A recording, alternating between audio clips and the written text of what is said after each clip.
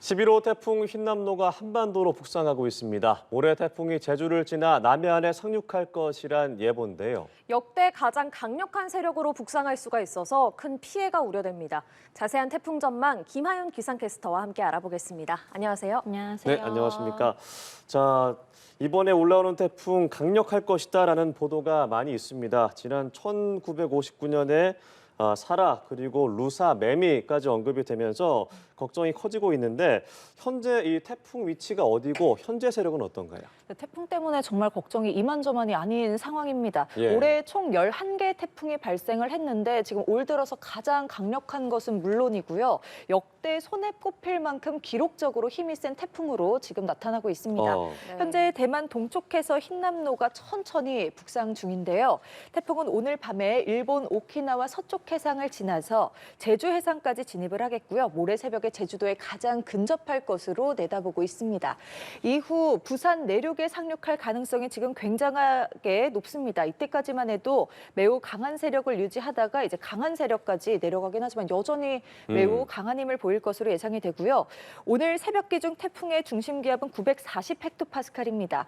우리나라에 왔던 가장 강력한 태풍 사라와 매미 기억하실 겁니다. 예. 말씀하셨듯이 이 태풍들의 중심 기압이 각각 951과 954 헥토파스칼이었습니다. 부산에 상륙할 무렵의 중심 기압이 이번에 950 헥토파스칼 정도 될 것이다라고 내다보고 있는데요. 예. 사실 숫자만 봤을 때는 이번 태풍이 숫자가 더 적어서 약해 보일 수 있습니다. 하지만 중심 기압은 숫자가 낮을수록 주변 공기를 빨아들이는 힘이 강해서 세력이 더욱 세다고 생각하시면 될 것 같아요. 네. 따라서 이번 태풍이 사라와 매미와 비교했을 때도 중심 기압이 더 낮으니까 역대 가장 강한 태풍이 될 수 있다고 내다보고 있는 겁니다. 네, 말씀하신 것처럼 정말 역대 가장 강력할 수 있다 이런 우려가 참 많이 나오고 있습니다. 네. 저희가 구체적으로 좀 예상을 해보면 먼저 강수량을 짚어보고 싶은데요.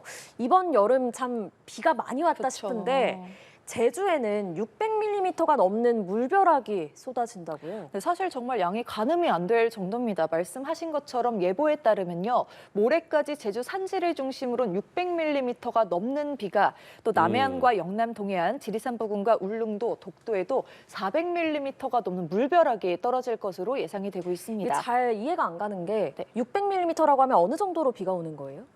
600mm라고 하면 사실 이걸 시간당으로 좀 따져봐야 할 텐데 네. 이거는 네. 제가 조금 이따가 자세하게 알려드리도록 하겠습니다. 네. 우리나라와 근접하기 전부터도 벌써부터 다량의 수증기를 밀어 올리고 있는 상황이어서 오늘 예. 제주도와 남해안을 중심으로 매우 폭발적인 비구름대가 생겨날 것으로 내다보고 있습니다. 따라서 오늘 시간당 20에서 30mm의 비가 내릴 것으로 예상이 되는데요. 이 정도만 돼도 사실 정말 시야 확보가 어려울 수준의 매우 강한 장대비라고 생각을 하시면 됩니다. 네. 그런데 이제 내일과 모레에 걸쳐서는 태풍의 영향으로 전국이 시간당 50에서 100mm의 비가 폭포처럼 쏟아질 텐데요. 사실 말씀드렸듯이 600mm가 어느 정도냐라고 하셨는데 600mm가 일주일간 내린다면 사실 비의 양이 더 적어지겠죠. 하지만 지금 이틀에 걸쳐서 600mm가 시간당 50에서 100mm 정도로 내린다고 합니다. 지난 장맛비가 시간당 100mm 안팎이 내려서 정말 도심이 물에 잠기고 정말 많은 피해가 잇따랐었잖아요. 네. 대비를 철저하게 하셔야겠고요. 지금 서울을 포함한 전국 곳곳으로 비가 내리기 시작했습니다. 벌써 태풍이 올라온 거 아닌가 걱정하시는 분들 계실 텐데 지금 내리는 비는 아직 태풍의 영향은 아니고요. 기압골에 의해서 서해상에서 비구름대가 유입되면서 비가 시작되긴 했지만 낮 동안 또 소강 상태를 보이는 곳들이 있겠습니다. 지금 말씀드리는 태풍에 의한 강한 비바람은 내일부터 본격적으로 시작이 되니까요. 첫째도 안전, 둘째도 안전이니만큼 대비를 철저하게 해주시는 게 좋겠습니다. 네, 이번 태풍 비가 많이 내리는 것은 물론이고 앞서도 이제 바람의 세기가 어느 정도인지도 말씀을 해주셨는데 기록적으로는 좀 낮을 수 있으나 주변 기압의 영향으로 정말 강한 바람이 불 것이다라고 말씀을 해주셨습니다. 그렇다면 지역별로는 바람이 좀 어떻게 불 것으로 좀 예상이 되나요? 네, 지금까지 비의 양을 얘기했는데 비의 양도 많지만요. 강풍도 정말 만만치가 않을 것으로 보입니다. 오늘 제주도와 남해안을 중심으로 순간 최대 풍속 초속 20m의 매우 강한 바람이 불 것으로 예상이 돼서 지금 강풍주의보가 발효 중인데요.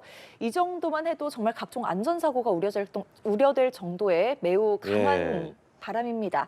하지만 내일은 초속 60m의 바람이 예보가 돼 있습니다. 네. 초속으로 따지자면 이게 또 어느 정도인지 가늠이 잘 안 가실 예. 수 있어요. 이걸 시속으로 좀 변환을 해보자면요. 무려 200km가 넘습니다.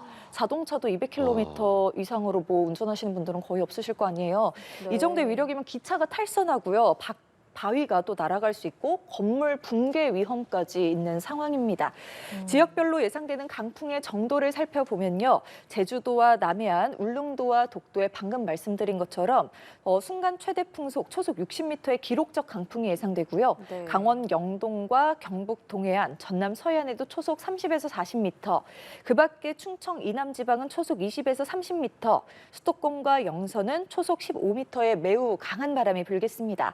기상청은 예상할 수 없는 피해가 발생할 수 있다고도 이야기를 했으니까요. 폭우와 강풍에 대한 대비를 철저하게 해서 피해 최소화를 위해 노력해 주시는 게 중요합니다. 네, 아유 저희가 방금 그 화면으로도 보여드렸는데 네. 그 표 보니까 무시무시합니다. 네. 기차가 탈선하고 뭐 사람이 날아가고 나중에는 건물까지 그렇죠. 붕괴된다. 건물이 네. 붕괴될 네. 정도의 위험이 있습니다. 정말 대비를 철저히 하셔야겠고 또 집 밖으로 외출하지 않는 게 또 가장 중요할 것 그럼요. 같기도 하고요.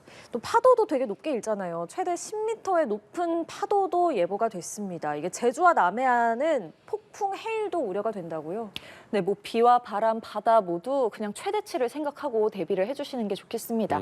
해상으론 태풍이 점점 가까워지면서 내일부터 물결이 무려 10m까지 높아질 것으로 내다보고 있습니다.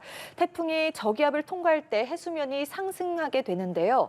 중심 기압이 높을수록 그 상승 속도나 뭐 상승 폭이 훨씬 더 커집니다. 예. 그런데 아까 초반에 말씀드렸듯이 이번 태풍의 중심 기압이 사라나 매미보다도 세다고 말씀드렸잖아요. 해수면이 크게 상승하는 데다가 만조 시기까지 겹치게 되면 뭐 저지대는 침수 위험이 굉장히 높아지겠죠. 남부 해상을 중심으로 지금 풍랑주의보가 발효 중인데요. 이 풍랑주의보는 차츰 태풍특보로 전환될 가능성이 매우 높고요. 태풍의 직접 반경에 드는 남부 내륙에도 차츰 태풍주의보가 발효가 되겠습니다. 해안가로 폭풍 해일까지 우려되니까요. 대비를 철저하게 해주시기 바랍니다. 네, 네. 사실 가장 걱정되는 부분은 뭐냐면 지난달 초에 이제 기록적인 장마로 피해를 본 분들일 텐데 현재 수해 복구가 진행 중인 상황에서 또다시 피해를 볼 수 있는 상황이잖아요. 그리고 태풍을 대비해서 일반 분들은 또 어떻게 준비하면 좋을지 말씀해 주시면 좋을 것 같습니다. 네, 시간당 100mm가 넘는 기록적인 폭우가 쏟아진 지난 장마철에 정말 많은 피해가 잇따랐잖아요. 인명 네. 피해까지 발생을 했었고요. 네. 그런데 이번 흰남노의 경우 기록적인 폭우의 강풍까지 예보가 돼 있어서 피해가 적게 나고 크게 나고 정도의 차이지 피해를 피해가기가 참 어려울 것 같습니다. 때문에 정말 철저한 대비가 필요할 것 같은데요. 기차가 탈선할 정도의 강력한 위력을 가진 돌풍이니만큼 간판이나 주변 시설물 정도는 가볍게 떨어질 수 있겠죠. 파손되거나 단단한 고정이 필요하겠고요. 특히 태풍이 직접적으로 상륙하는 부산에는 고층 건물이 굉장히 또 많잖아요. 네. 이 바람이 건물 사이사이를 통과하면서 그 세력이 더 세질 수 있거든요. 이걸 빌딩풍이라고도 하는데 아. 어쨌든 타 창문에 테이프를 X자로 붙이는 것보단 상태를 꼼꼼하게 메꾸는 게 효과가 더 낫다고 하니 참고하시고요. 배가 또 파도에 휩쓸려서 육지로 올라오는 피해가 있을 수도 있어 미리 육지에 선박을 올리거나 단단하게 정박하는 게 좋겠습니다. 그 밖에 지역에선 커다란 크레인도 넘어질 위험이 있는 만큼 공사장 주변 최대한 피해 다니시는 게 좋겠고요. 가로수가 꺾이고 또 전신주가 쓰러질 수도 있어서 항상 주변에 위험이 도사리고 있습니다. 최대한 실내에서 안전하게 머물되 네. 또 비가 너무 많이 오면 또 전기가 끊기는 사례들도 빈번하게 발생하잖아요. 휴대용 랜턴이나 건전지로 이용이 되는 뭐 라디오 이런 거를 좀 준비를 해두시는 것도 비상용으로 좋겠습니다. 네. 이번 화요일까지가 최대 고비일 것으로 보이니까요. 큰 사고 없이 지나가길 바랄 뿐입니다. 네, 한반도로 북상하고 있는 강력한 제11호 태풍 흰남노에 대해서 김하윤 기상캐스터와 함께 이야기 나눠봤습니다. 고맙습니다.